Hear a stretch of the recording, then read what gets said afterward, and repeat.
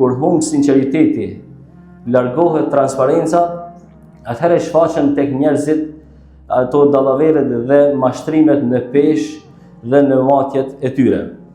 Për këtë arsye Allahu Azza wa Jalla ka sjell një ajet të Kuranit duke i kërcënuar këta njerëz të cilët bëjnë dallavere, bëjnë mashtrime në matje, duke thënë wailul lil mutaffifin.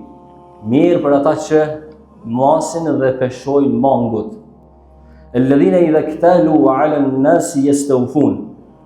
Këta persona të cilët kur blejnë nga të tjerët e marrin masën e plotë. Wa idha kaluhum aw wazanuhum yukhsirun.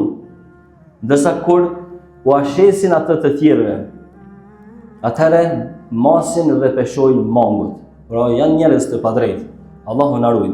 Fjala wail, për të cilën dietarët, ata që e kanë komentuar këtë fjalë kanë thënë se i ka dy kuptime.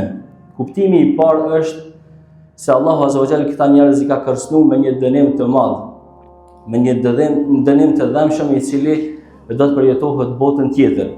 E disa prej komentatorëve të Kuranit kanë thënë se është për qëllim një lugin nga luginat e xhehenemit, në të cilën do ta përjetojnë dëshkimin këta njerëz të cilët masin dhe peshojnë padrejtësisht.